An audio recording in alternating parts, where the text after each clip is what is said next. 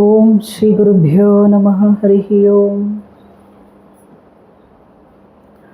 ನಮಃ ಶ್ರೀ ಯತಿರಾಜಾಯ ವಿವೇಕಾನಂದ ಸೂರಯೇ ಸಚ್ಚಿತ್ ಸುಖ ಸ್ವರೂಪಾಯ ಸ್ವಾಮಿನೇ ತಾಪಹಾರಿಣೇ.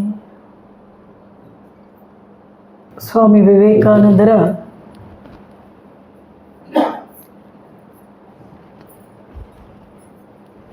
ಕುರಿತಾಗಿ ನಮಗೆ ಗೊತ್ತಿರೋದು ಬಹಳ ಕಡಿಮೆನೇ ಅಂತ ಅಂದ್ಕೋಬೇಕು. ಶ್ರೀರಾಮಕೃಷ್ಣರು ಅವರನ್ನು ನಾರಾಯಣ ಸ್ವರೂಪರು ಅಂತ ಕರೀತಾರೆ. ಜೊತೆಗೆ ಕಾಶಿಯಿಂದ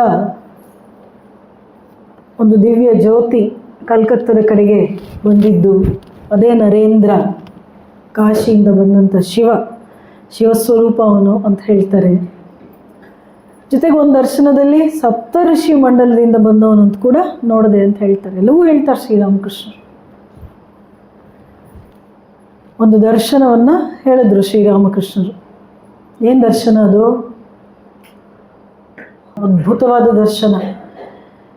7 ಲೋಕಗಳ ಆಚೆ ಇರುವಂತಹ ಸಚ್ಚಿದಾನಂದ ಲೋಕ ಅಂತೆ. ಅಲ್ಲಿ ಸಚ್ಚಿದಾನಂದ ಲೋಕ ಅಂದರೆ ಅಲ್ಲಿ ಸಚ್ಚಿದಾನಂದ ಬ್ರಹ್ಮ ಎಲ್ಲ ಕಡೆ ವ್ಯಾಪಿಸಿಕೊಂಡು ಇರುವಂಥದ್ದನ್ನು. ಆ ಬ್ರಹ್ಮ ಪರಬ್ರಹ್ಮ ಘನೀಭೂತವಾಗಿ ಒಂದು ಮಗುವಿನ ಆಕಾರ ತಾಳ್ತು.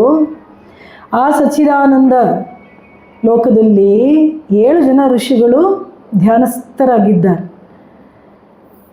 ಯಾರ ಮೇಲೆ ಅವರು ಧ್ಯಾನ ಮಾಡ್ತಾ ಇದ್ರೋ ಅವರ ಧ್ಯಾನ ವಸ್ತು ಬ್ರಹ್ಮವೇ ಆಗಿತ್ತಲ್ಲ. ಆ ಬ್ರಹ್ಮ ಈಗ ಮಗುವಿನ ರೂಪ ತಾಳಿ ಒಬ್ಬ ಋಷಿಯ ಬಳಿಗೆ ಬಂದು ಮೆಲ್ಲನೆ ತನ್ನ ಸುಕೋಮಲವಾದ ಕರಗಳಿಂದ ಆ ಋಷಿಯ ಕೊರಳ ಸುತ್ತ ಹೀಗೆ ಸುತ್ತಕೊಂಡು ಸ್ಪರ್ಶ ಮಾಡುತ್ತೆ. ಆ ಸ್ಪರ್ಶದಿಂದ ಈ ಋಷಿಗೆ ಧ್ಯಾನದಿಂದ ಎಚ್ಚರ ಆಗುತ್ತೆ. ಮೆಲ್ಲನೆ ಅರ್ಧ ನಿಮೀಲಿನ ಕಣ್ಣುಗಳ ನೆಮ್ಮಂತೆ ತೆಗೆದು ನೋಡಿದ್ರೆ ಸುಂದರವಾದಂಥ ದಿವ್ಯವಾದಂತಹ ಮಗು. ಆನಂದ ಆಗತ್ತೆ. ಯಾರ ಮೇಲೆ ಧ್ಯಾನ ಮಾಡ್ತಾ ಇದ್ನೋ ಇಷ್ಟೊತ್ತು, ಅದೇ ಈಗ ನನ್ನ ಕಣ್ಮುಂದೆ ಈ ರೂಪದಲ್ಲಿ ಬಂದಿದೆಯಲ್ಲ ಅಂತ. ಆಗ ಆ ಮಗು ಹೇಳುತ್ತಂತೆ, ನಾನು ಹೋಗ್ತಾ ಇದ್ದೀನಿ ಭೂಮಿಗೆ, ನೀನು ನನ್ನ ಜೊತೆಗೆ ಬಾ ಅಂತ. ಆ ಮಗು ಯಾರು? ಸ್ವಯಂ ಶ್ರೀರಾಮಕೃಷ್ಣ ಪರಮಹಂಸರು. ಆ ಋಷಿ ಯಾರು? ಸ್ವಾಮಿ ವಿವೇಕಾನಂದರು. ಅದಕ್ಕೆ ನಾವು ಹಾಡೋದು ಸಪ್ತ ಋಷಿ ಭುವನದಿಂದ ಅಂತ. ಒಂದು ಸತಿ ಸ್ವಾಮಿ ವಿವೇಕಾನಂದರು ಹೇಳ್ತಾರೆ, ಅವರ ಅಪರೂಪ ಅವರ ಸ್ವಸ್ವರೂಪದ ಕುರಿತಾಗಿ ಹೇಳ್ಕೊಳ್ತಾ ಇದ್ದಿದ್ದು. ಆದರೆ ಒಂದು ಸತಿ ಅವ್ರು ಹೇಳ್ತಾರೆ, ನನಗನ್ಸುತ್ತೆ ನಾನು ಎಷ್ಟೋ ಶತಮಾನಗಳಾದಮೇಲೆ ಮತ್ತೆ ಹುಟ್ಟಿ ಬಂದಿದ್ದೀನಿ ಅಂತ. I feel I am a man born after many centuries. ಎಷ್ಟೆಷ್ಟೋ ಶತಮಾನಗಳಾದಮೇಲೆ ನಾನು ಹುಟ್ಟಿ ಬಂದಿದ್ದೀನಿ ಅಂತ ಅನಿಸುತ್ತೆ ಅಂತ ಹೇಳಿಬಿಟ್ಟು ಒಂದು ಮಾತು ಹೇಳ್ತಾರೆ, I see that India is still Young. ನಾವು ಹೇಳ್ತೀವಿ ಜಗತ್ತಿನ ಇತಿಹಾಸದ ದೃಷ್ಟಿಯಿಂದ ಏನು ಹೇಳ್ತೀವಿ, ಭಾರತ ತುಂಬ ಪುರಾತನ, ಹಳೆಯದು, ತುಂಬ ಹಳೆಯ ಸಭ್ಯತೆ, ತುಂಬ ಹಳೆಯ ಒಂದು ನಾಗರಿಕತೆಯಲ್ಲಿತ್ತು. ಋಷಿ ಪರಂಪರೆ ಭಾಳ ಹಳೆಯದು, ನಮ್ಮ ವೇದಗಳ ಕಾಲ ಬಹಳ ಹಳೆಯದು ಅಂತೆಲ್ಲ ಹೇಳ್ತೀವಿ. ಆದರೆ ಸ್ವಾಮೀಜಿ ಹೇಳ್ತಾ ಇದ್ದಾರೆ, India and I see that India is Young ಅಂತ ಹೇಳ್ತಾರೆ ಅವರು. ಅದು ಯಾವುದೋ ಒಂದು ದಿವ್ಯ ಭಾವದಲ್ಲಿ ಭಾರತ ಇನ್ನೂ ಅಂದರೆ ಭಾರತ ಇನ್ನೂ ಎಷ್ಟೆಲ್ಲ ಇನ್ನೂ ಮಾಡೋದಕ್ಕಿದೆ ಅಂತ, ಜಗತ್ತಿಗೆ ಒಳ್ಳೆಯದು ಮಾಡೋದಕ್ಕಿದೆ, ಜಗತ್ತಿಗೆ ಕೊಡೋದಕ್ಕಿದೆ ಅಂತ ಇಲ್ಲಿ ನಾವು ಗಮನಿಸ್ಬೋದು. ಅದ್ರ ಜೊತೆಗೆ ಈ ಒಂದು ಮಾತು ಕೂಡ ಸ್ವಾಮೀಜಿ ಹೇಳಿದ್ರಲ್ಲ, ನನಗೆ ನಾನು ಎಷ್ಟೋ ಶತಮಾನಗಳಾದ್ಮೇಲೆ ಮತ್ತೆ ಹುಟ್ಟಿದ್ದೀನಿ ಅಂತ ಅನ್ಸುತ್ತೆ. ಅಂದರೆ ಏನು ಅರ್ಥ, ಅವ್ರು ಯಾರು ಅಂತ. ಎಷ್ಟೋ ಜನ ಸ್ವಾಮಿ ವಿವೇಕಾನಂದರು ಅಂತ ಹೇಳಿದ್ರೆ ಒಬ್ಬ ಸೋಷಿಯಲ್ ರಿಫಾರ್ಮರ್ ಅನ್ನೋಷ್ಟು ಮಟ್ಟಿಗೆ ಅಷ್ಟಕ್ಕೆ ಸೀಮಿತಗೊಳಿಸ್ಬಿಟ್ಟಿದ್ದಾರೆ. ಮೊನ್ನೊಬ್ರು ಹೇಳ್ತಾ ಇದ್ರು ಅದನ್ನು. ಆಕೆ ಸೇವಾ ಕ್ಷೇತ್ರದಲ್ಲೇ ಇರೋರು, ಅವ್ರ ಜೊತೆಗೆ ಕೆಲಸ ಮಾಡೋರು. ಅವ್ರು ಹೇಳಿದ್ರಂತೆ, ಏನು ಸ್ವಾಮಿ ವಿವೇಕಾನಂದರು ಸೋಷಿಯಲ್ ರಿಫಾರ್ಮರು, ಅದೇ ಒಂದು 4 ಅವ್ರದ್ದು ಕೊಟೇಶನ್ಸ್ ಇದೆಯಲ್ಲ, ಅಷ್ಟೇ ಅಲ್ವಾ ಸ್ವಾಮಿ ವಿವೇಕಾನಂದರು ಅಂದರೆ ಅಂತ ಆಕೆ ಹೇಳ್ತಾ ಇದ್ದು ತುಂಬ ಆಶ್ಚರ್ಯದಿಂದ. ಸೇವಾ ಕ್ಷೇತ್ರದಲ್ಲಿರೋರಿಗೆ ಸ್ವಾಮಿ ವಿವೇಕಾನಂದರು ಗೊತ್ತಿಲ್ಲ. ಅವರ ಆಳ ಅಗಲ ಏನು, ಅವರ ನಿಜ ಸ್ವರೂಪ ಏನು, ಅವರ ದಿವ್ಯ ಸ್ವರೂಪ ಏನು, ಅವರಲ್ಲಿದ್ದಂಥ ಅಧ್ಯಾತ್ಮ ಏನು, ಆಧ್ಯಾತ್ಮಿಕ ಸಂಪತ್ತು ಏನು, ಏನಾಗಿದ್ದರೂ ಸ್ವಾಮಿ ವಿವೇಕಾನಂದರ ಪರಿಚಯ ನಮಗೆ ಭಾಳ ಕಡಿಮೆ ಇರೋದು, ಭಾಳ ಕಡಿಮೆನೇ ಇದೆ ಅಂತಲೇ ಅಂದ್ಕೋಬೇಕು. ತಿಳ್ಕೊಳ್ಳೋ ಪ್ರಯತ್ನನೂ ಮಾಡ್ತಾ ಇರಬೇಕು. ಸ್ವಾಮಿ ವಿವೇಕಾನಂದರು ಅವರ ಕೃತಿಗಳಿವೆಯಲ್ಲ, ಅವರ ಪತ್ರಗಳು, ಅವರ ಉಪನ್ಯಾಸಗಳು, ಅವರ ಮಾತುಕತೆಗಳು, ಇದು 8 ಸಂಪುಟಗಳಲ್ಲಿದೆ. ನಾವಿವತ್ತು ಸ್ವಾಮಿ ವಿವೇಕಾನಂದ ಅಂದರೆ ಹೇಳಿ ಎದ್ದೇಳಿ ಗುರಿ ಮುಟ್ಟುವವರೆಗೂ ನಿಲ್ಲದಿರಿ ಅಂತ ಸೀಮಿತಗೊಳಿಸ್ಬಿಟ್ಟಿದ್ದೀವಿ. ನಾವು ಯಾವುದೇ ಸ್ಕೂಲ್ ಕಾಲೇಜ್ಗೆ ಹೋಗಲಿ ಸ್ವಾಮಿ ವಿವೇಕಾನಂದ ಬಗ್ಗೆ ಏನಾದರೂ ಹೇಳಿ ಎದ್ದೇಳಿ ಅಂತ ಹೇಳಿದವರು ಅಷ್ಟೇ ಅಂತ. ಕೊನೆಯವರು ಹೇಳಿ ಎದ್ದೇಳಿ ಅದೊಂದೇ ಸಾಕು ಅಂತ ಇಟ್ಕೊಳ್ಳಿ ಸಂದೇಶ ಕೂಡ. ಆದರೆ ಅದನ್ನು ಗಂಭೀರವಾಗಿ ನಾವು ಪರಿಗಣಿಸೋದಿಲ್ವಲ್ಲ. ಗುರಿಯ ಕಡೆಗೆ ಹೋಗ್ತಾ ಇರಬೇಕಾಗಿರುವಂತಹ ಎಚ್ಚರ ನಮ್ಮಲ್ಲಿ ಇರಬೇಕು ಅಂತ ಸ್ವಾಮೀಜಿ ಹೇಳಿದ್ರು. ಒಬ್ಬ ವಿದ್ಯಾರ್ಥಿಗೆ ಅವನ ವಿದ್ಯಾಭ್ಯಾಸದ ಗುರಿ ಆಗಿರ್ಬೋದು, ಒಬ್ಬ ಆಧ್ಯಾತ್ಮಿಕ ಸಾಧನಿಕನಿಗೆ ಅವನ ಸಾಧನೆಯ ಗುರಿ ಆಗಿರ್ಬೋದು, ಯಾವುದೇ ವ್ಯಕ್ತಿಗೆ ಅವನು ಹಿಡಿದಿರುವಂತಹ ಗುರಿ, ಆ ಗುರಿಯ ಕಡೆಗೆ ಗಮನ ಇಟ್ಟು ನಾವು ಅಲ್ಲಿ ಇಲ್ಲಿ ಡಿಸ್ಟ್ರಾಕ್ಟ್ ಆಗದೆ ಹೋಗಬೇಕು ಅಂತ ಹೇಳುವಂಥ ಉಪನಿಷತ್ ವಾಣಿಯನ್ನು ಸ್ವಾಮಿ ವಿವೇಕಾನಂದರು ಆ ರೀತಿಯಲ್ಲಿ ನಮಗೆ ಕೊಡ್ತಾರಲ್ಲ, ಅದೇನು ಸಾಮಾನ್ಯವಾದ ವಿಚಾರ ಅಲ್ಲ. ಆದರೆ ಈ ಕೆಲವು ಸತಿ ಏನಾಗುತ್ತೆ, ತುಂಬ ಕೇಳಿ ಅದರ ಮಹತ್ವ ನಮಗೆ ಮರೆಮಾಚಿ ಹೋಗ್ಬಿಡುತ್ತೆ. ಕೇಳಿ ಓ ಅಷ್ಟೇ ಹೇಳಿ ಎಚ್ಚರಗೊಳ್ಳಿ ಅಷ್ಟೇ ಅಂತ ಅನಿಸ್ಬಿಡುತ್ತೆ. ಆದರೆ ಸ್ವಾಮೀಜಿ ಎಂಥೆಂಥ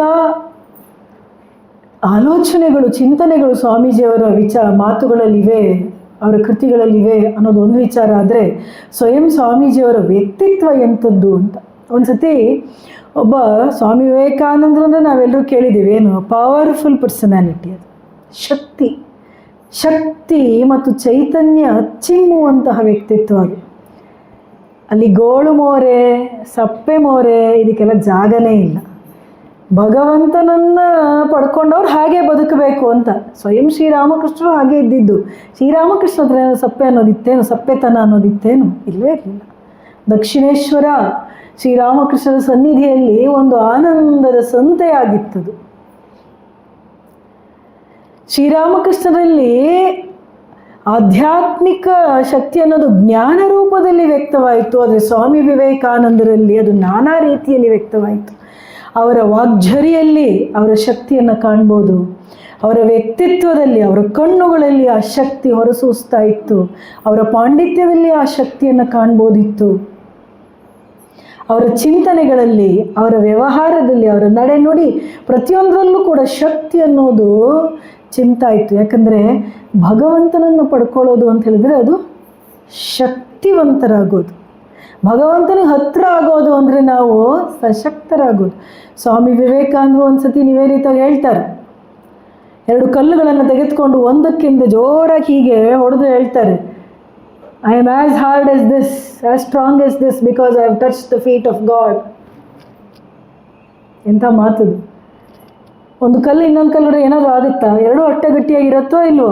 ಅಂದರೆ ಇಷ್ಟು ಘರ್ಷಣೆಗಳು ಜೀವನದಲ್ಲಿ ಎಷ್ಟು ಕಷ್ಟಗಳು ಬಂದರೂ ಕೂಡ ನಾನು ಈ ಕಲ್ಲಿನಂತೆ ಗಟ್ಟಿಯಾಗಿದ್ದೀನಿ. ಯಾಕೆ ಭಗವಂತನನ್ನು ಸ್ಪರ್ಶ ಮಾಡಿದ್ದೀನಿ ನಾನು ಅಂತ ಹೇಳುವಂಥ ಮಾತು. ಆ ಒಂದು ಶ್ರದ್ಧೆ ಇದೆಯಲ್ಲ, ಅದು ಸಾಮಾನ್ಯವಾದದ್ದಲ್ಲ. ಸ್ವಾಮಿ ವಿವೇಕಾನಂದರ ವ್ಯಕ್ತಿತ್ವವನ್ನು ಅಷ್ಟೇ ಇಷ್ಟಕ್ಕೆ ಅಂತ ನಾವು ಸೀಮಿತಗೊಳಿಸೋದಕ್ಕೆ ಸಾಧ್ಯನೇ ಇಲ್ಲ.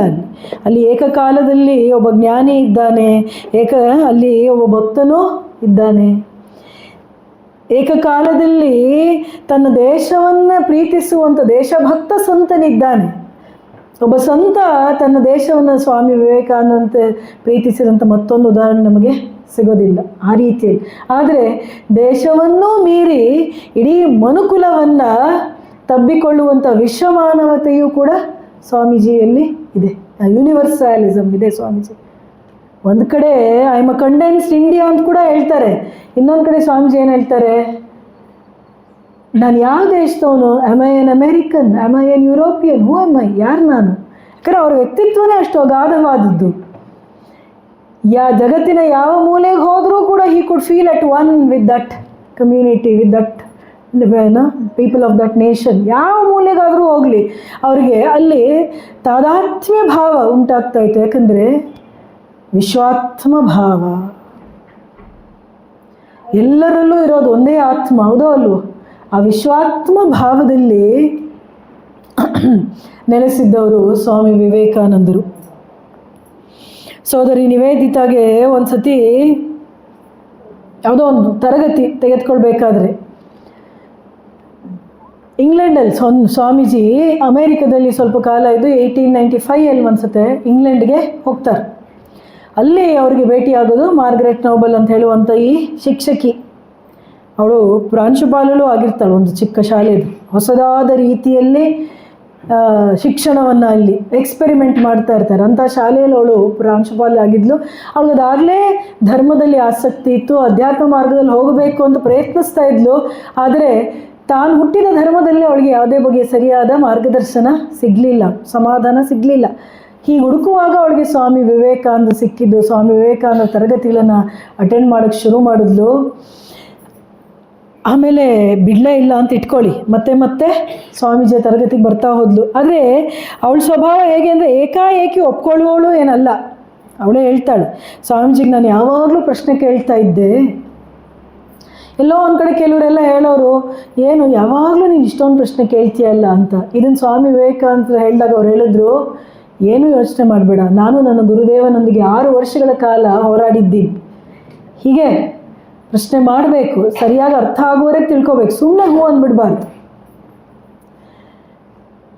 ನಮ್ಮಲ್ಲಿ ಭಾರತೀಯರಿಗೆ ಏನು ಅಂತ ಹೇಳಿದ್ರೆ, ಎಲ್ಲೋ ಒಂದು ಕಡೆ ಮೂಲೆಯಲ್ಲಿ ನಮಗಿದು ಅಂತರ್ಗತವಾಗಿಯೇ ಇರುತ್ತೆ, ಅಥವಾ ರಕ್ತಗತವಾಗಿಯೇ ಬಂದಿರೋ ವಿಚಾರ. ನಾವು ಸುಲಭವಾಗಿ ಹೂ ಅಂದ್ಬಿಡ್ತೀವಿ. ಒಂದು. ಎರಡನೇ, ನಾವು ತುಂಬ ಆಲೋಚನೆ ಮಾಡೋಕ್ಕೆ ಹೋಗೋದಿಲ್ಲ, ಮತ್ತು ತುಂಬ ಗಟ್ಟಿಯಾಗೂ ಹಿಡ್ಕೊಳಕ್ಕೆ ಹೋಗೋದಿಲ್ಲ ಅಂದ್ಕೋಬೇಕಾಗತ್ತೆ. ಆದರೆ ಸ್ವಾಮೀಜಿ ಹತ್ರ ಬಂದಂಥ ಕೆಲವು ಪಾಶ್ಚಾತ್ಯರು ಎಷ್ಟು ಗಟ್ಟಿಯಾಗಿ ಹಿಡಿದ್ರು ಅಂದರೆ ಅವ್ರ ಜೀವನಗಳನ್ನೇ ಅದಕ್ಕೋಸ್ಕರ ಸಮರ್ಪಣೆ ಮಾಡಿದ್ರು. ಆದರೆ ಅರ್ಥ ಆಗೋ ತನಕ ಅವರು ಸ್ವಾಮೀಜಿಯವ್ರನ್ನ ಬಿಡಲಿಲ್ಲ.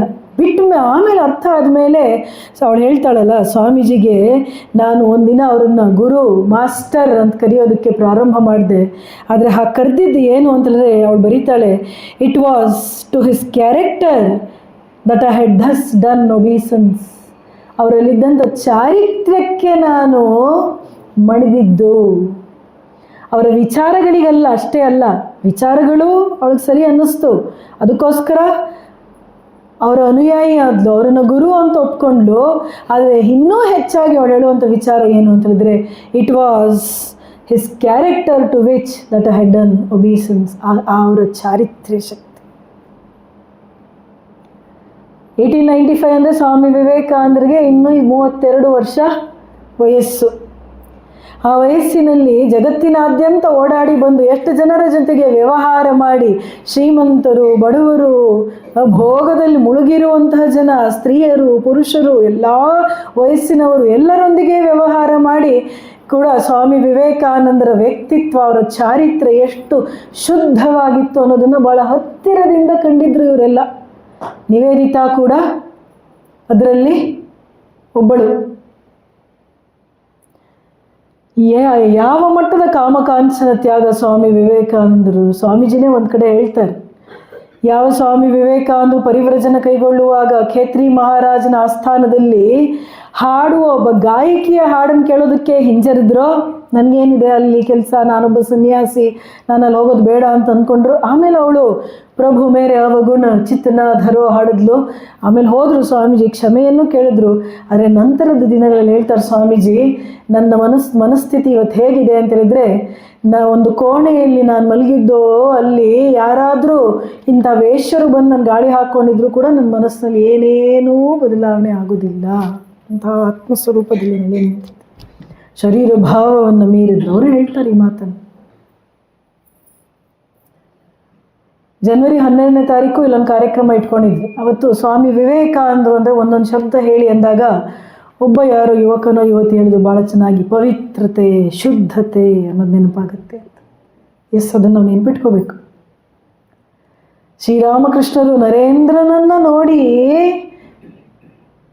ಸಮಾಧಿ ಸ್ಥಿತಿಗೆ ಹೋಗ್ತಾ ಇದ್ದಿದ್ದು ಅವ್ರಿಗೆ ಉದ್ದೀಪನ ಆಗ್ತಾ ಇದ್ದದ್ದು. ಯಾಕಂದರೆ ಅವನು ಅಷ್ಟು ಶುದ್ಧ, ಅಷ್ಟು ಪವಿತ್ರ. ಅವನು ಸ್ಪರ್ಶ ಮಾಡಿದರೆ ಎಲ್ಲವೂ ಸರಿ ಹೋಗ್ಬಿಡುತ್ತೆ ಅಂತ ಶ್ರೀರಾಮಕೃಷ್ಣರ ನಂಬಿಕೆ. ಅವನೇನಾದ್ರು ಹೇಳಿದ್ರೆ ಅದೇ ಸತ್ಯ ಇರಬೇಕಂತ ಕೂಡ ನಂಬಿಡೋರು. ನರೇಂದ್ರ ಹೇಳಿದ್ದಾನೆ ಮತ್ತೆ ಅಂತ, ನರೇಂದ್ರ ಹೇಳಿದ್ಮೇಲೆ ಆಯಿತು ಅಂಥೇಳಿ ಅಂಥವನು ಯಾವುದ್ಯಾವುದೋ ದಾರಿಯಲ್ಲಿ ಸಂಪಾದನೆ ಮಾಡಿರೋರು ತಂದು ಕೊಟ್ಟಂತಹದ್ದನ್ನೆಲ್ಲ ಅವರು ತಿಂತಾ ಇರಲಿಲ್ಲ, ಬೇರೆಯವ್ರಿಗೂ ಕೊಡ್ತಾ ಇರಲಿಲ್ಲ, ನರೇಂದ್ರನಿಗೆ ಮಾತ್ರ ಕೊಡೋರು. ಅವನು ಬಿಟ್ಟರೆ ಗೋಪಾಲೇರ್ಮ ಅಂತ ಅಘೋರ್ಮಣಿ ದೇವಿಗೆ ಕೊಡೋರು. ಆಕೆ ಕೂಡ 35 ವರ್ಷಗಳ ಕಾಲ ಸತತ ತಪಸ್ಸು ಸಾಧನೆ ಜಪ ಮಾಡಿ ಮಾಡಿ ಮಾಡಿ ಮಾಡಿ ಅವಳಲ್ಲಿ ಅಂತಹ ಶಕ್ತಿ ಇತ್ತು ಅನಿಸುತ್ತೆ. ಆದರೆ ನರೇಂದ್ರ ಇನ್ನೂ ಚಿಕ್ಕ ಹುಡುಗ, ಅವನು 17-18 ವರ್ಷಕ್ಕೆ ಬಂದಿದ್ದು ಶ್ರೀರಾಮಕೃಷ್ಣ ಹತ್ರ, 20 ವರ್ಷದ ಹುಡುಗ. ಆದರೆ ಯುವಕನಿಗೆ ಶ್ರೀರಾಮಕೃಷ್ಣ ಹೇಳ್ತಾರೆ, ಅವನಿಗೆ ಕೊಡಿ ಪರವಾಗಿಲ್ಲ, ಅವನಲ್ಲಿ ಜ್ಞಾನಾಗ್ನಿ ಪ್ರಜ್ವಲಿಸ್ತಾ ಇರುತ್ತೆ, ಎಂತಹ ಕಲ್ಮಶ ಇದ್ರೂ ಕೂಡ ಸುಟ್ಟು ಭಸ್ಮ ಆಗಿಬಿಡುತ್ತೆ ಅವನಲ್ಲಿ ಅಂತ. ಅಂಥ ಪವಿತ್ರ ಆತ್ಮ ಅವನು ಶ್ರೀರಾಮಕೃಷ್ಣರು. ಆ ಪವಿತ್ರತೆ ಆಗಲಿ, ಆ ಶಕ್ತಿ ಆಗಲಿ ಮನುಷ್ಯನಿಗೆ ಬರೋದು ಎಲ್ಲಿಂದ ಅಂತ ಹೇಳಿದ್ರೆ ಭಗವಂತನ ಪಾದಗಳನ್ನು ಹಿಡ್ಕೊಂಡವ್ರಿಗೆ ಮಾತ್ರ ಬರೋದಕ್ಕೆ ಸಾಧ್ಯ. ಇದನ್ನು ನಾವು ನೆನಪಿಟ್ಕೋಬೇಕು. ಭಗವಂತನನ್ನು ಗಟ್ಟಿಯಾಗಿ ನಂಬಿಕೆ, ಶ್ರದ್ಧೆ 100ಕ್ಕೆ 100 ಇಟ್ಕೋಬೇಕು. ಒಂದು ತರಗತಿಯಲ್ಲಿ ಅಂಥ ಒಂದು ಕ್ವೆಶ್ಚನ್ ಆನ್ಸರ್ ಕ್ಲಾಸಲ್ಲಿ ಸ್ವಾಮಿ ವಿವೇಕಾನಂದರು ಹೇಳ್ತಾರಂತೆ, ನಿವೇದಿತ ಬರೀತಾಳೆ, what the world wants today, ಇವತ್ತು ಜಗತ್ತಿಗೆ ಬೇಕಾಗಿರೋದು ಏನು, ಎಂಥವ್ರು ಅಂತ ಹೇಳಿದ್ರೆ, is 20 men and women who can dare to stand in the street yonder and say that they possess nothing but God. ಅಲ್ಲಿರೋರು ಕೇಳ್ತಾರೆ, ಸ್ವಾಮೀಜಿ ಹೂ ವಿಲ್ ಗೋ, ನಿಮ್ಮಲ್ಲಿ ಯಾರು ಬರ್ತೀರ ಹೇಳಿ.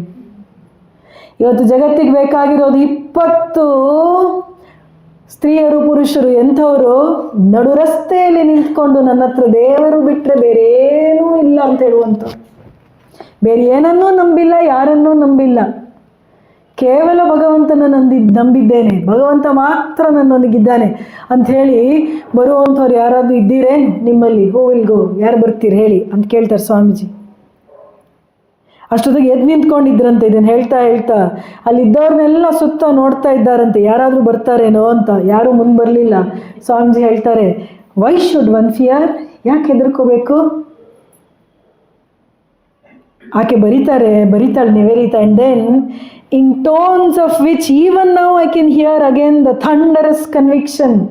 ಅವರ ಧ್ವನಿಯಲ್ಲಿದ್ದಂತಹ ಅವಿಚಲ ಶ್ರದ್ಧೆ ಇದೆಯಲ್ಲ, ಆ ಶ್ರದ್ಧೆಯಿಂದ ಕೂಡಿದಂಥ ಧ್ವನಿಯಲ್ಲಿ ಅವರು ಹೇಳಿದ್ರು, if this is true what else could matter, if it is not true what do our lives matter. ಎಂಥ ಪವರ್ಫುಲ್ ಸ್ಟೇಟ್ಮೆಂಟ್ಸ್ ಇದೆಲ್ಲ ತುಣುಕುಗಳು. ಸ್ವಾಮೀಜಿಯವರಲ್ಲಿ ಇಂಥದ್ದು ಎಷ್ಟೊಂದಿದೆ, ಸಿಗತ್ತೆ ನಮಗೆ. ಏನು ಹೇಳಿದ್ರು ಸ್ವಾಮೀಜಿ? ಥಂಡರಸ್ ಕನ್ವಿಕ್ಷನ್ ಅಂತ ಹೇಳೋಳು, ಎಂಥ ಶ್ರದ್ಧೆ ಅಂತ ಸ್ವಾಮೀಜಿದು. ಆ ಶ್ರದ್ಧೆಯಿಂದ ಹೇಳಿದ್ರಂತೆ ಅವರು, ಇದು ಸತ್ಯ ಆಗಿದ್ದ ಪಕ್ಷದಲ್ಲಿ, ಅಂದರೆ ಒಬ್ಬ ವ್ಯಕ್ತಿ ಭಗವಂತನ ನೆಚ್ಚಿಕೊಂಡು ಬೇರೆ ಏನೂ ಬೇಡ ಅಂತ ಹೇಳೋದಕ್ಕೆ ಸಾಧ್ಯ ಇದ್ದ ಪಕ್ಷದಲ್ಲಿ ಇನ್ನೇನು ಯೋಚನೆ ಮಾಡಬೇಕು? ಇದು ಸತ್ಯ ಇಲ್ಲ ಅಂತ ಹೇಳಿದ ಮೇಲೆ ಬದುಕಿ ಏನು ಪ್ರಯೋಜನ? What do our lives matter? ಈ ಬದುಕಿಗೆ ಇನ್ನೇನು ಅರ್ಥ ಇದೆ? ಈ ನಂಬಿಕೆ ಇಲ್ಲ ಅಂತ ಹೇಳಿದ್ರೆ ಈ ಬದುಕಿಗೆ ಇನ್ನೇನು ಅರ್ಥ, ಇನ್ನೇನು ಪ್ರಯೋಜನ ಇದೆ ಅಂತ ಸ್ವಾಮಿ ವಿವೇಕಾನಂದ ಹೇಳಿದ್ರು. ತುಂಬ ಗಾಢವಾಗಿ ಆಲೋಚನೆ ಮಾಡಿ ಧ್ಯಾನ ಮಾಡಬೇಕಾಗಿರುವಂತಹ ವಿಚಾರ ಇದು, ನೆನ್ಪಿಟ್ಕೊಳ್ಳಿ. ಸುಲಭ ಅಲ್ಲ. What the world wants is character. ಒಂದು ಪತ್ರದಲ್ಲಿ ಬರೀತಾರೆ Swamiji, the world is in need of those whose life is one burning love, selfless. The love will make every word tell like a thunderbolt. Awake great souls. ಯಾಕೆ ಇದನ್ನು ಹೇಳ್ತಾ ಇದ್ದೀನಿ ಅಂತ ಹೇಳಿದ್ರೆ, ಇಂಥ ವ್ಯಕ್ತಿ ಯಾರಾದರೂ ಇದ್ದಾರೆ ಅಂದರೆ ಸ್ವಯಂ ಸ್ವಾಮಿ ವಿವೇಕಾನಂದರೇ. ಅಮೇರಿಕಕ್ಕೆ ಅವ್ರು ಹೊರಟು ನಿಂತಾಗ ಅಥವಾ ಭಾರತ ಪರ್ಯಟನವನ್ನು ಕೈಗೊಂಡಾಗ ಒಬ್ಬರೇ ಹೋಗ್ತಾರಲ್ಲ, ಗುರುಬಾಯಿಗಳಿಗೂ ಕೂಡ ಯಾರು ಬರಬಾರ್ದು ನನ್ನ ಜೊತೆ ಅಂತ ಒಂದು ನಿಯಮ ಮಾಡಿ ಸ್ವಾಮಿ ವಿವೇಕಾನಂದರು ಒಂಟಿಯಾಗಿ ಹೊರಡ್ತಾರಲ್ಲ ಇಡೀ ಭಾರತದಾದ್ಯಂತ ಓಡಾಡೋದಕ್ಕೆ. ಆಗ ಅಸಂಗ್ರಹ ವ್ರತಗಳನ್ನು ಕೈಗೊಂಡಿದ್ರು ಸ್ವಾಮೀಜಿ. ಏನು ಅಸಂಗ್ರಹ ಅಂದರೆ ಯಾರಾದರೂ ಕೊಟ್ಟಿದ್ದ ದುಡ್ಡನ್ನು ಎತ್ತಿಟ್ಕೊಳ್ಳೋದು, ಸಂಗ್ರಹಿಸೋದಿಲ್ಲ ಅಂತ ಹೇಳುವಂಥ ವ್ರತ. ಅಪರಿಗ್ರಹ ಸ್ವೀಕರಿಸೋದೇ ಇಲ್ಲ, ಯಾರಿಂದಲೂ ಏನನ್ನೂ ಸ್ವೀಕರಿಸಲ್ಲ. ಆದರೆ ಸನ್ಯಾಸಿಗೆ ಭಿಕ್ಷೆಯನ್ನು ಮಾತ್ರ ತೆಗೆದುಕೊಳ್ಳೋದಕ್ಕೆ ಯಾವಾಗಲೂ ಅವನಿಗೆ ಅನುಮತಿ ಇರುತ್ತೆ. ಸೊ ಭಿಕ್ಷೆ ಮಾತ್ರ. ಸ್ವಾಮೀಜಿ ನಾಳೆನ ಭಿಕ್ಷೆ ರಾತ್ರಿಗೋಸ್ಕರ ಅಂತ ಕೂಡ ಎತ್ತಿಟ್ಕೋತಾ ಇರಲಿಲ್ಲ. ಹೆಚ್ಚು ಅಂತ ಹೇಳಿದ್ರೆ ಒಂದು ರೈಲ್ವೆ ಟಿಕೆಟ್ ಕೊಡಿಸ್ಬೋದಿತ್ತು ದೂರದ ಊರಿಗೆ ಹೋಗಬೇಕಾದ್ರೆ. ಹತ್ರ ಇದೆ ಸ್ವಾಮೀಜಿ ಕಾಲ್ನಡಿಗೆಯಲ್ಲೇ ಓಡಾಡಿದ್ರು. ದೂರದ ಊರಿಗೆ ಹೋಗಬೇಕಾದ್ರೆ ಮಾತ್ರ ಟಿಕೆಟನ್ನು ಯಾರಾದರೂ ಕೊಡಿಸ್ಕೊಡ್ತಾ ಇದ್ರು ವಿನ ಕೈಯಲ್ಲಿ ಯಾವ ನಯ ಪೈಸೆ ಇಟ್ಕೊಳ್ಳೋ ಸ್ವಾಮೀಜಿ ಓಡಾಡಿದ್ರು. ಅವರ ಇದೇ ಮಾತು ಸಾಕ್ಷಿ ತಾನೆ. ನಡು ರಸ್ತೆಯಲ್ಲಿ ನಿಂತ್ಕೊಂಡು ಎರಡೂ ಕೈಯನ್ನು ಎತ್ತಿ ನಮ್ಮ ಹತ್ರ ಭಗವಂತ ಬಿಟ್ಟು ಬೇರೆ ಏನೂ ಇಲ್ಲ ಅಂತ ಹೇಳುವಂಥವ್ರು ಯಾರಾದರೂ ಇದ್ದೀರೋ ಅಂತ ಕರೆ ಕೊಟ್ರಲ್ಲ, ಸ್ವಯಂ ಸ್ವಾಮಿ ವಿವೇಕಾನಂದರು ಅದಕ್ಕೆ ಜ್ವಲಂತ ಉದಾಹರಣೆ. ಅಮೇರಿಕಕ್ಕೆ ಹೋದಾಗಲಾದರೂ ಸ್ವಾಮೀಜಿ ಹತ್ರ ಏನಿತ್ತು, ಯಾರಿದ್ರು ಜೊತೆಗೆ, ಇನ್ಯಾವ ಧೈರ್ಯ ಇತ್ತು, ಎಲ್ಲ ಅಲ್ಲಿ ಹೋಗಿ ನೋಡಿ ಕೆಲವೇ ದಿನಗಳಲ್ಲಿ ಅವ್ರಿಗೆ ಏನು ಕಾಣಿಸ್ತು, ಸರ್ವಧರ್ಮ ಸಮ್ಮೇಳನ ಭಾಗವಹಿಸೋದಕ್ಕೆ ಬಂದಿದ್ದಾರೆ, ಆದರೆ ಎಲ್ಲ ದಾರಿಗಳು ಮುಚ್ಚಿದಂತೆ ಕಾಣಿಸ್ತಾ ಇದೆ, ಸಾಧ್ಯತೆಯೇ ಕಾಣಿಸ್ತಾ ಇಲ್ಲ. ಆದರೆ ಅಂತಹ ಸಂದರ್ಭದಲ್ಲೂ ಸ್ವಾಮೀಜಿ ಧೃತಿಗೆಡಲಿಲ್ಲ, ನಿರಾಶರಾಗಲಿಲ್ಲ, ಭಗವಂತನಲ್ಲಿ ನಂಬಿಕೆಯನ್ನು ಇಟ್ಟಿದ್ರು. ಯಾವ ಶ್ರೀರಾಮಕೃಷ್ಣರು ನನ್ನನ್ನು ಇಲ್ಲಿವರೆಗೆ ಕರ್ಕೊಂಡ್ಬಂದಿದ್ದಾರೋ ಆ ಶ್ರೀರಾಮಕೃಷ್ಣರು ಏನೋ ಒಂದು ದಾರಿ ತೋರಿಸ್ತಾರೆ ಅಂತ ಹೇಳುವಂಥ ನಂಬಿಕೆ. ಕೈಯಲ್ಲಿರೋ ದುಡ್ಡು ಖಾಲಿ ಆಗೋಗ್ತಾ ಇದೆ, ಚಳಿ, ಬೆಂಗಳೂರಲ್ಲಿ ಸ್ವಲ್ಪ ನಮಗೆ 15-14 ಡಿಗ್ರಿ ಬಂದಾಗಪ್ಪ ಬೆಂಗಳೂರು ಕಷ್ಟ ಅಂತ ಹೇಳ್ತಾ ಇರ್ತೀವಿ. ಅಂಥದ್ರಲ್ಲಿ ಕಲ್ಕತ್ತಾದ ಬಿಸಿಲಿನಿಂದ ಹೋದಂಥ ಸ್ವಾಮಿ ವಿವೇಕಾನಂದ ಅಮೇರಿಕದಲ್ಲಿ ಎಂಥ ಚಳಿ, ಆದರೆ ಸರಿಯಾಗಿ ಉಣ್ಣನೆಯ ಬಟ್ಟೆ ಇಲ್ಲ ಸ್ವಾಮಿ ವಿವೇಕಾನಂದರಿಗೆ. ಅಂಥದ್ರಲ್ಲಿ ಸ್ವಾಮೀಜಿ ಇರಬೇಕಾಗಿದೆ, ಕೈಯಲ್ಲಿ ದುಡ್ಡೆಲ್ಲ ಖಾಲಿ ಆಗ್ತಾ ಇದೆ, ಆದರೂ ಕೂಡ ಒಂದು ನಂಬಿಕೆ. ಇದು ನಮಗೆ ಬೇಡವಾ? ಆಲೋಚನೆ ಮಾಡಿ ನೋಡಿ. ಜೀವನದಲ್ಲಿ ಎಂತಹ ಸಂದರ್ಭ ಬಂದಾಗಲೂ ಕೂಡ ನಮ್ಮ ಜೊತೆಗೆ ಭಗವಂತನಿದ್ದಾನೆ, ಆ ದೈವಶಕ್ತಿ ಒಂದು ನಮ್ಮ ಜೊತೆಗಿದೆ ಅಂತ ಹೇಳುವಂಥ ನಂಬಿಕೆ. ಅಂತಹ ನಂಬಿಕೆ ಉಳ್ಳವರು ಬನ್ನಿ ಅಂತ ಸ್ವಾಮಿ ವಿವೇಕಾನಂದರು ಕರೆ ಕೊಟ್ಟಿದ್ದು. ಭಾವಿಸ್ಬೇಕು, ಇದನ್ನು ನಾವು ತುಂಬ ಭಾವಿಸ್ಬೇಕು. ಎಲ್ಲ ವಸ್ತುಗಳನ್ನು ನಮ್ಮ ಅನುಕೂಲಕ್ಕೋಸ್ಕರ ಇಟ್ಕೊಳ್ಳೋಣ, ಹೌದು, ಯಾಕಂದರೆ ಈಗೆಲ್ಲ ಇಲ್ಲಿರೋರೆಲ್ಲ ನಾವೇಗೆಲ್ಲ ಬಿಟ್ಟು ಬರೋಕ್ಕಾಗುತ್ತೆ ಅಂತ ಪ್ರಶ್ನೆ ಕೇಳ್ಬೋದು. ಆದರೆ ಯಾವುದನ್ನು ಅವಲಂಬಿಸಿದ್ದೀನಾ ನಾನು ಅನ್ನೋದನ್ನು ಪರೀಕ್ಷೆ ಮಾಡ್ಕೋಬೇಕು. ವಸ್ತುಗಳನ್ನು ಉಪಯೋಗಿಸೋದು ಬೇರೆ, ಅವಲಂಬಿಸೋದು ಬೇರೆ. ಅವಲಂಬನೆ ಅದಿಲ್ಲೇ ಇದ್ರೆ ನಮಗೆ ಕಷ್ಟ ಆಗುತ್ತೆ ಅಂದರೆ ನಾವು ಅವಲಂಬಿಸಿದ್ದೀವಿ. ಶಾರೀರಿಕವಾಗಿ ಆಗಲಿ ಮಾನಸಿಕವಾಗಿ ಆಗಲಿ ನಮಗೆ ಯಾವುದಾದ್ರೂ ಒಂದು ವಸ್ತು ಹಾಗೂ ವ್ಯಕ್ತಿ, ಅವರ ಸಂಘ ಆಗಿರ್ಬೋದು, ಇನ್ನೇನೋ ಆಗಿರ್ಬೋದು, ಅದನ್ನು ನಾವು ಅವಲಂಬಿಸಿದ್ದೀವಿ ಅಂತ ಹೇಳಿದ್ರೆ ನಾವು ದುರ್ಬಲರಾದ್ವಿ. ಅವಲಂಬಿಸಬೇಕಾಗಿರೋದು ಭಗವಂತನನ್ನು ಮಾತ್ರ. ನೆನ್ಪಿಟ್ಕೋಬೇಕಿದನ್ನು. ಸ್ವಾಮೀಜಿಯ ಇಡೀ ಜೀವನ ಇದಕ್ಕೆ ಸಾಕ್ಷಿ. ಸ್ವಾಮಿ ವಿವೇಕಾನಂದರು ಹೇಳ್ತಾರೆ, ನನ್ನ ಮೂಲಕ ಮಾತನಾಡಿಸ್ತಾ ಇರೋದು ಆ ಶಕ್ತಿ, ನೆನ್ಪಿಟ್ಕೊಳ್ಳಿ, ನಾನಲ್ಲ. ಎಲ್ಲಿಯವರೆಗೆ ಆ ಶಕ್ತಿ ನನ್ನ ಮೂಲಕ ಮಾತಾಡಿಸ್ತಾ ಇರುತ್ತೋ ನಿಮ್ಗೆ ಯಾವ ಭಯವೂ ಇಲ್ಲ. ನನ್ನನ್ನು ಅನುಸರಿಸಿ, ನಾನೇನು ಹೇಳ್ತೀರೋ ಹಾಗೆ ಮಾಡಿ.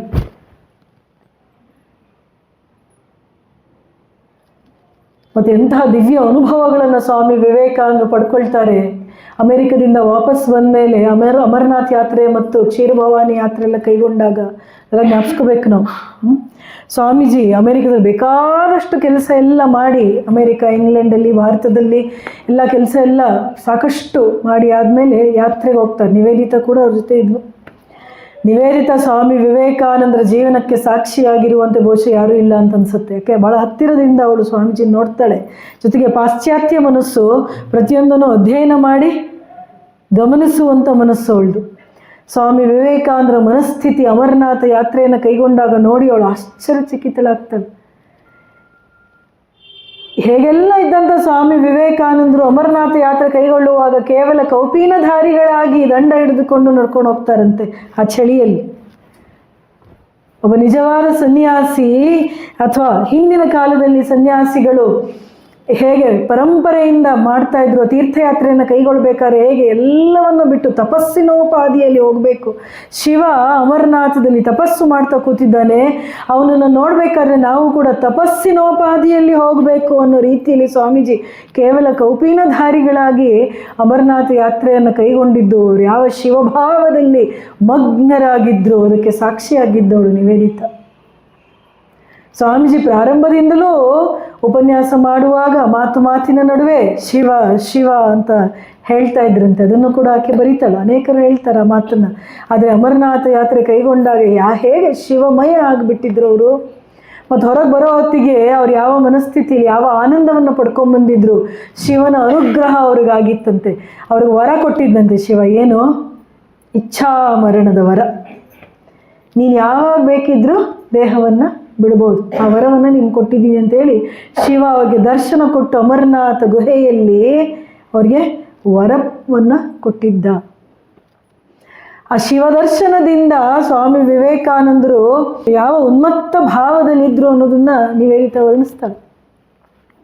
ಹಾಗೇನೇನೆ ಕಾಶ್ಮೀರದಲ್ಲಿದ್ದಾಗ ಕ್ಷೀರಭವಾನಿ ದೇವಸ್ಥಾನಕ್ಕೆ ಹೋಗಿ ಬರ್ತಾರೆ. ಅಲ್ಲೂ ಕೂಡ ತಾಯಿಯ ಶರೀರವಾಣಿ ಸ್ವಾಮಿ ವಿವೇಕಾನಂದ ಕೇಳಿಸುತ್ತೆ. ಸ್ವಾಮಿ ವಿವೇಕಾನಂದರ ಜೀವನ ಸುಲಭ ಅಲ್ಲ, ಇಟ್ಕೊಳ್ಳಿ. ಯಾಕಂತ ಹೇಳಿದ್ರೆ ಒಂದು ಕಡೆ ಅವ್ರ ಮನಸ್ಸು ಯಾವಾಗಲೂ ನಿರ್ವಿಕಲ್ಪ ಸಮಾಧಿಯಲ್ಲಿರಬೇಕು. ಈ ಜಗತ್ತೆಲ್ಲ ಶೂನ್ಯ, ಇದೆಲ್ಲ ಮಾಯಾ ಜಗತ್ತು, ಇದು ಏನದು ಬ್ರಹ್ಮಸತ್ಯಂ ಜಗತ್ ಮಿಥ್ಯ. ವೇದಾಂತಿಗಳು ಸ್ವಾಮಿ ವಿವೇಕಾನಂದರು ಹೀಗೆ ನೋಡುವವರು. ಆದರೆ ಇನ್ನೊಂದು ಕಡೆ ಶ್ರೀರಾಮಕೃಷ್ಣರ ಆಜ್ಞೆ, ನೀನು ಈ ಜಗತ್ತಿಗೋಸ್ಕರ ಏನಾದರೂ ಮಾಡಬೇಕು ಅಂತೇಳಿ. ಈ ಎರಡರ ನಡುವೆ ಸ್ವಾಮಿ ವಿವೇಕಾನಂದರ ಜೀವನ ಒಂದು ಕಡೆ ಇದು ಯಾವಾಗಲೂ ಅವ್ರನ್ನ ಎಳಿತಾ ಇತ್ತು. ಮತ್ತೆ ಅವ್ರ ಮನಸ್ಸನ್ನು ತಂದು ಸಾಧನೆಯಲ್ಲಿ ಕಾರ್ಯದಲ್ಲಿ, ಸೇವಾ ಕಾರ್ಯದಲ್ಲಿ ತೊಡಗಿಸ್ತಾ ಇದ್ರು. ಅಮೇರಿಕದಲ್ಲಿ ನಾವು ನೋಡ್ತೀವಿ, ಅಲ್ಲಿ ಆಗಿನ ಕಾಲದಲ್ಲಿ ಟ್ರಾಮ್ಸ್ ಎಲ್ಲ ಇರೋದಲ್ಲ, ಒಂದು ಕಡೆ ಇನ್ನೊಂದು ಕಡೆ ಹೋಗೋದಕ್ಕೆ ಟ್ರಾಮ್ಸೋ ಟ್ರೈನ್ಸೋ ಏನಿರ್ತಾ ಇತ್ತು. ಸ್ವಾಮೀಜಿ ಕೂತ್ಕೊಂಡು ಎಲ್ಲಿ ಇಳಿಬೇಕೋ ಗೊತ್ತಾಗ್ತಾ ಇರಲಿಲ್ಲ. ಯಾಕೆ? ಧ್ಯಾನ ಮಗ್ನರಾಗ್ಬಿಟ್ಟಿರ್ತಾ ಇದ್ರು ಅಂತ. ಅದು ಎಷ್ಟೋ ಸುತ್ತಿ ಇವ್ರು ಯಾವಾಗಲೂ ಎಚ್ಚರಾಗಿ ಇಳಿತಾ ಇದ್ರಂತೆ ಸ್ವಾಮಿ ವಿವೇಕಾನಂದರು. ಅವಕಾಶ ಸಿಕ್ಕಾಗಲೆಲ್ಲ ಅವರ ಮನಸ್ಸು ಎತ್ತರಕ್ಕೆ ಬ್ರಹ್ಮಭಾವಕ್ಕೆ ಹೋಗ್ಬಿಡ್ತಾ ಇತ್ತು. ಆದರೆ ಮತ್ತೆ ಕಷ್ಟಪಟ್ಟು ಅದನ್ನು ಇಳಿಸಿ ಅವರು ಜಗದ್ಹಿತಕ್ಕೋಸ್ಕರ ತಮ್ಮನ್ನು ತಾವು ತೊಡಗಿಸ್ಕೊಳ್ತಾ ಇದ್ರು. ಇದು ಎಷ್ಟು ಕಷ್ಟವತ್ತ. ಮೇಲ್ ಹೋಗುವ ಮನಸ್ಸನ್ನು ಸಹಜವಾಗಿ ಹೋಗುವ ಮನಸ್ಸನ್ನು ಮೇಲಕ್ಕೆ ಕಳಿಸೋದು ಸುಲಭ. ಆದರೆ ಸಹಜವಾಗಿ ಹೋಗೋ ಮನಸ್ಸನ್ನು ಕೆಳಗೆ ಇಳಿಸೋದು ಕಷ್ಟ. ನಮ್ಮದು ಸಹಜವಾಗಿ ಕೆಳಗೆ ಹೋಗುತ್ತೆ, ಅದರಿಂದ ನಮಗೆ ಮೇಲೆ ಹೋಗಿಸೋದು ಕಷ್ಟ. ಸಹಜವಾದಂತಹ ಪಥ ಅದರದ್ದು ಹೇಗೆ ಅಂದರೆ ಅಲ್ವಾ, ಸ್ವಾಮೀಜಿದೆಲ್ಲ ಸಹಜವಾಗಿ ಮೇಲೆ ಹೋಗೋದು ಊರ್ಧ್ವಗಾಮಿ, ಅದು ಕೆಳಗೆ ಇಳಿಯೋದು ಕಷ್ಟ ಅವ್ರಿಗೆ. ನಮಗೆ ಸಹಜವಾಗಿ ಕೆಳಗೆ ಹೋಗೋದು, ಹಾಗಾಗಿ ನಮ್ಗೆ ಮೇಲೆ ಹೋಗಿಸೋದು ಕಷ್ಟ ಆಗಿ ನಾವು ಓದಾಡ್ತಾ ಇದ್ದೀವಿ ಅಷ್ಟೇ ಜಪ ಧ್ಯಾನ ಮಾಡೋದಕ್ಕೆ. ಸ್ವಾಮೀಜಿ ಆದರೆ ಅಂತಹ ಯಾತನೆಗೂ ಅವ್ರು ಸಿದ್ಧರಾಗಿದ್ದರು. ಯಾಕೆ? ಜೀವಪ್ರೇಮ, ಮಾನವ ಪ್ರೇಮ. ಅವರಲ್ಲಿ ಮಾನವ ಪ್ರೇಮ ಅನ್ನೋದು ಅಷ್ಟು ಅಗಾಧವಾಗಿತ್ತು. ಅವರ ಆ ಸಂದರ್ಭದ ಕೆಲವು ಪತ್ರಗಳನ್ನೆಲ್ಲ ಓದಬೇಕು. ಎಷ್ಟು ಭಾವ ತುಂಬಿದೆ ಗೊತ್ತಾ ಸ್ವಾಮೀಜಿಗೆ. ಒಂದು ಕಡೆ ಈ ಜೀವಭಾವ, ಶಿವಭಾವ ಕೂಡ ಇದೆ, ಆ ಕಡೆ ಆ ಬ್ರಹ್ಮಭಾವ ಕೂಡ. ಅದು ಎರಡನ್ನೂ ಕೂಡ ಅದು ಹೇಗೆ ಸರಿದೂಗಿಸ್ಕೊಂಡು ಸ್ವಾಮಿ ವಿವೇಕಾನಂದ ಬದುಕಿದ್ರು, ಅದೇ ಒಂದು ದೊಡ್ಡ ಆಶ್ಚರ್ಯ ಅನ್ಸುತ್ತೆ. ನಮ್ಮಂಥವ್ರಿಗೆ ಏನು ಕಷ್ಟ ಇಲ್ಲ, ಆದರೆ ಅಂಥವ್ರಿಗೆ ಸಮಾಧಿ ಸ್ಥಿತಿ ಯಾರಿಗೆ ಅಂಗೈ ಮೇಲಿನ ನಲ್ಲಿಕಾಯಿ ಆಗಿತ್ತು ಅಂಥವ್ರಿಗೆ ಈ ಜಗತ್ತಿನ ಕಡೆಗೆ ಮನಸ್ಸನ್ನು ಕೊಡುವುದು, ಜನರ ಕಷ್ಟದ ಕಡೆಗೆ ಮನಸ್ಸನ್ನು ಕೊಡೋದು, ಏನಾದರೂ ಒಂದು ಮಾಡೋದು ಎಂಥ ಕಷ್ಟ ಆಗಿರಬೇಕು. ಯಾಕಂದರೆ ಕ್ಷೀರಭವಾನಿ ಹೋಗಿ ಬಂದಮೇಲೆ ಸ್ವಾಮಿ ವಿವೇಕಾನಂದ ಎಷ್ಟು ತಾಯಿಯ ಭಾವದಲ್ಲಿ ಇರ್ತಾರೆ ಅಂದರೆ, ಅವರೇ ಹೇಳ್ತಾರೆ, ಅವ್ರ ತಾಯಿ ಬಂದು ನನ್ನ ತಲೆ ಮೇಲೆ ಕೂತ್ಬಿಟ್ಟಿದ್ದಾಳೆ, ಇಳಿತಾನೇ ಇಲ್ಲ, ಆವರಿಸ್ಬಿಟ್ಟಿದ್ದಾಳೆ ಜಗನ್ಮಾತೆ ಅವರ ಮನಸ್ಸನ್ನು. ಆ ದಿನಗಳಲ್ಲೇ ಸ್ವಾಮೀಜಿ ಕಾಳಿ ದ ಮದರ್ ಅನ್ನೋ ಕವನವನ್ನು ಬರೆದಿದ್ದು. ಬಹಳ ಶಕ್ತಿಯುತವಾದಂತಹ ಕವನ ಮತ್ತು ಭಾವ ತುಂಬಿರುವಂತಹ ಕವನ ಸ್ವಾಮಿ ವಿವೇಕಾನಂದ ಬರೆಯೋದು. ಅವ್ರು ಹೇಳೋದು ಏನು ಅಂತ ಹೇಳಿದ್ರೆ, ನಾವು ಯಾವಾಗಲೂ ಅಷ್ಟೇ ಸುಲಭವಾದ್ದನ್ನು ಮಾತ್ರ ಅಲ್ಲ, ಸುಂದರವಾದದ್ದನ್ನು, ಮನಸ್ಸಿಗೆ ಮೋಹಕವಾದ್ದನ್ನು ಪೂಜೆ ಮಾಡೋದಕ್ಕೆ ಇಷ್ಟಪಡ್ತೀವಿ. ಅದೇ ಸ್ವಾಮೀಜಿ ಹೇಳ್ತಾರೆ, ವರ್ಷಿಪ್ ದ ಟೆರಿಬಲ್. ಸ್ವಲ್ಪ ಭಯಂಕರವಾದ್ದನ್ನು, ಘೋರವಾದ್ದನ್ನು ಕೂಡ ಪೂಜೆ ಮಾಡೋದು ಕಲಿ ಅಂತ ಹೇಳ್ತಾರೆ ಸ್ವಾಮಿ ವಿವೇಕಾನಂದರು. Illness or pain would always draw forth the reminder that she is the organ, she is the pain and she is the giver of pain. Kali Kali Kali Swami ವಿವೇಕಾನಂದರು ಮಾತು. ಅವರಿಗೆ ಎರಡೂ ಕೂಡ ವೆಲ್ಕಮ್ ಮಾಡೋರು ಸ್ವಾಮಿ ವಿವೇಕಾನಂದರು. ಯಾಕಂದರೆ ಜೀವನದ ಎರಡೂ ಕೂಡ ನಿರಾಕರಿಸಲಾರದಂಥ ಸತ್ಯಗಳು. ಈ ವ್ಯಾವಹಾರಿಕ ಜಗತ್ತಿನಲ್ಲಿ ಸುಖ ಇದ್ದಂತೆ ದುಃಖ ಇದೆ, ನೋವಿದ್ದಂತೆ ನಲಿವು ಇದೆ, ಅಥವಾ ನಲಿವಿದ್ದಂತೆ ನೋವಿದೆ, ಹೌದಲ್ವಾ? ಲಾಭ ಇದ್ದಂತೆ ನಷ್ಟ ಇದೆ.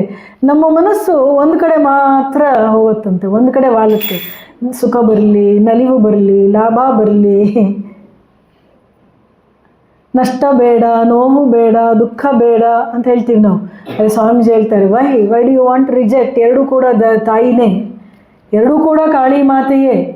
ಸುಖನೂ ಅವಳೆ, ದುಃಖನೂ ಅವಳೆ. ಅವಳ ಸ್ವರೂಪವನ್ನು ನೋಡಿ, ಎಡಭಾಗದಲ್ಲಿ ಒಂದು ಕೈಯಲ್ಲಿ ಕತ್ತಿಯನ್ನು ಹಿಡಿದಾಳೆ, ಇನ್ನೊಂದು ಕೈಯಲ್ಲಿ ರುಂಡವನ್ನು ಹಿಡ್ಕೊಂಡಿದ್ದಾಳೆ. ಬಲಭಾಗದಲ್ಲಿ ಅವಳು ವರಾಭಯಗಳನ್ನು ಕೊಡ್ತಾಳೆ. ಒಂದು ವರ ಹಸ್ತ, ಇನ್ನೊಂದು ಅಭಯವನ್ನು ನೀಡುವ ಹಸ್ತ, ಹೌದಲ್ವಾ? ಒಂದು ಕಡೆ ಅವಳೇ ಶಿಕ್ಷೆ ಕೊಡುವವಳು, ಇನ್ನೊಂದು ಕಡೆ ಅವಳೇ ಉದ್ಧಾರ ಮಾಡುವವಳು. ವರವನ್ನು ಕೊಡ್ತಾಳೆ, ಅಭಯವನ್ನು ಕೊಡ್ತಾಳೆ ಅಂತ ಹೇಳಿದ್ರೆ ಸುಖವನ್ನು ಕೊಡುವವಳು ಅವಳೇ, ಲಾಭವನ್ನು ಮಾಡಿಸೋಳು ಅವಳೇ. ಆದರೆ ಸಂದರ್ಭ ಬಂದಾಗ ತನ್ನ ಮಕ್ಕಳಿಗೆ ಒಳ್ಳೇದಾಗಬೇಕಾ ಅಂತ ಅನ್ನಿಸ್ದಾಗ, ಶಿಕ್ಷೆಯ ಮೂಲಕನೇ ಪಾಠ ಕಲಿಸ್ಬೇಕು ಅನ್ನೋದು ಅನ್ನಿಸ್ದಾಗ ಕತ್ತಿಯನ್ನು ಕೂಡ ಅವಳು ಉಪಯೋಗಿಸ್ತಾಳೆ. ಸೊ ಕಾಳಿ ಅರ್ಧ ಭಾಗ ಮಾತ್ರ ನಮ್ಗೆ ಇಲ್ಲಿ ಹಂಗಾಗತ್ತೇನು? ಕಾಳಿ ಒಂದು ಭಾಗ ಮಾತ್ರ ಪೂಜೆ ಮಾಡ್ತೀವಿ ನಾವು, ಇನ್ನೊಂದು ಭಾಗ ನಮಗೆ ಬೇಡ. ಅದಕ್ಕೆ ಕಾಳಿ ನೋಡಿದ್ರೆ ಭಯ ಜನಕ್ಕೆ. ಅದೇ ಜೀವನದ ಸತ್ಯತೆ ಇದು. ಏನು ಜೀವನದಲ್ಲಿ ಒಂದಿದೆ ಒಂದಿಲ್ಲ ಅಂತ ಹೇಳೋದಕ್ಕೆ ಸಾಧ್ಯನೇ ಇಲ್ಲ. ಎರಡೂ ಇದೆ. ಎರಡೂ ಪರಮಾತ್ಮನಿಂದ ಬಂದಿದ್ದು, ತಾಯಿಯಿಂದ ಬಂದಿದ್ದು ಅಂತ ಸ್ವೀಕರಿಸ್ಬಿಟ್ರೆ ಜೀವನ ಎಷ್ಟು ಸುಲಭ ಗೊತ್ತಾ? ಮತ್ತು ಭಗವಂತನಿಂದ ಬರೋದನ್ನು ಪ್ರತಿಯೊಂದನ್ನು ನಾವು ಸ್ವೀಕರಿಸೋದಕ್ಕೆ ಸಿದ್ಧರಾಗಿರಬೇಕು. ಭಗವಂತ ಆಗ ಮಾಡ್ದ ಈಗ ಮಾಡ್ದ ಅಂತ ಕಂಪ್ಲೇಂಟ್ ಮಾಡೋಗಿಲ್ಲ. ಶರಣಾಗತಿ ಅಂದರೆ ಏನು? ಎಸ್, ನೀನೇನು ಮಾಡ್ತೀಯೋ.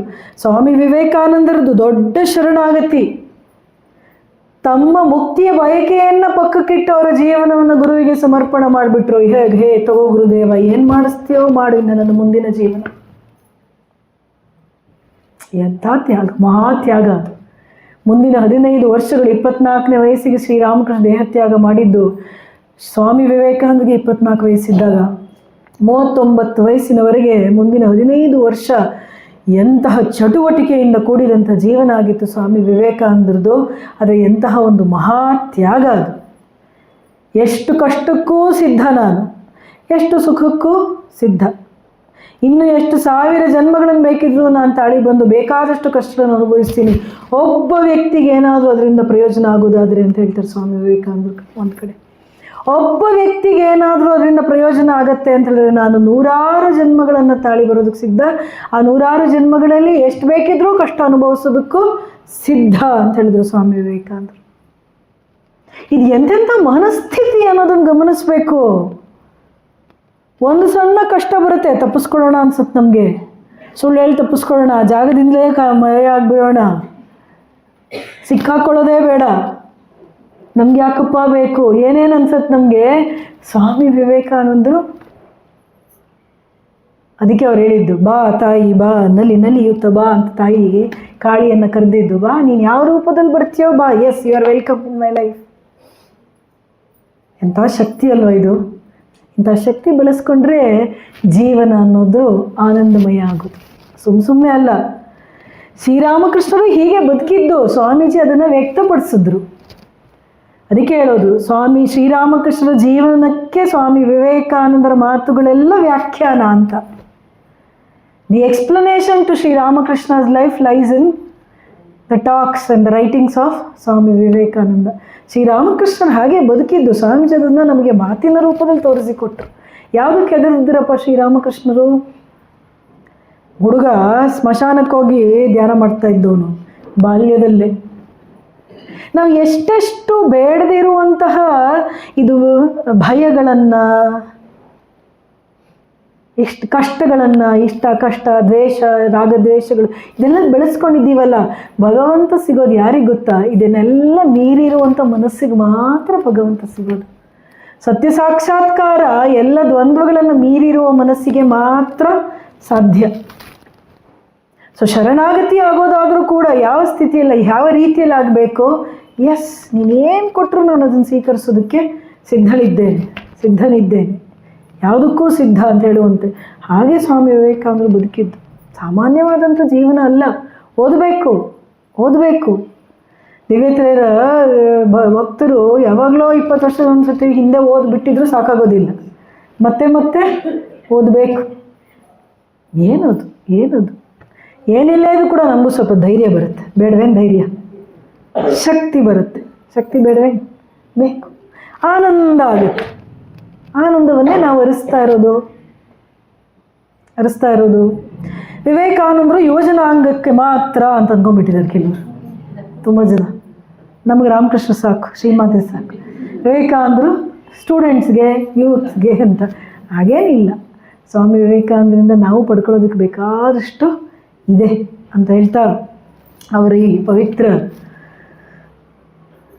ಜನ್ಮದಿನದಂದು ಸ್ವಾಮಿ ವಿವೇಕಾನಂದರು ನಮ್ಮೆಲ್ಲರನ್ನು ಹರಸಲಿ ಅನ್ನೋ ಪ್ರಾರ್ಥನೆಯನ್ನು ಸಲ್ಲಿಸ್ತಾ ನನ್ನ ಮಾತನ್ನು ಮುಗಿಸ್ತೇನೆ. ಜಯ ರಾಮಕೃಷ್ಣ.